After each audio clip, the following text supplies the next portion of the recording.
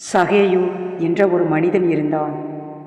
அவன் ஆயக்காரருக்கு தலைவனுமாயிருந்தான், ஐஸ்வர்யவனுமாயிருந்தான். அவன் மக்களை கொடுமைப்படுத்தினான், அதிக வட்டி வசூலித்து அவர்களை அதிகமாய் கஷ்டப்படுத்தினான். அப்படியிருந்த அவன் இயேசுவை பற்றி கேள்விப்பட்டான். அவர் அற்புதங்களையும் அதிசயங்களையும் செய்கிறவராய் இருக்கிறார் என்பதை அறிந்து இயேசு எப்படிப்பட்டவரோ என்று அவரை பார்க்க வகை தேடினான்.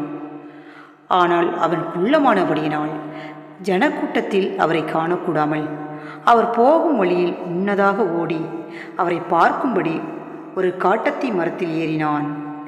இயேசு அந்த இடத்தில் வந்தபோது அண்ணாந்து பார்த்து அவனை கண்டு, சகேயுவே, நீ சீக்கிரமாய் இறங்கி வா, இன்றைக்கு நான் உன் வீட்டிலே தங்க வேண்டும் என்றார். அவன் சீக்கிரமாய் இறங்கி சந்தோஷத்தோடு அவரை அழைத்து கொண்டு போனான். அதை பார்த்த யாவரும், இவன் பாவியான மனுஷனிடத்தில் தங்கும்படி போனார் என்று முறுமுறுத்தார்கள். சகேயு நின்று கர்த்தரை நோக்கி, ஆண்டவரே, என் ஆஸ்தியை பாதியை ஏழைகளுக்கு கொடுக்கிறேன்.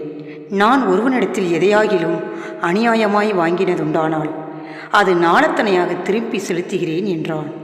இயேசு அவனை நோக்கி, இன்றைக்கு இந்த வீட்டுக்கு இரட்சிப்பு வந்தது.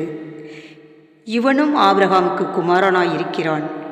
இழந்து போனதை தேடவும் இரட்சிக்கவுமே மனுஷகுமாரன் வந்திருக்கிறார் என்றார். ஆமேன்.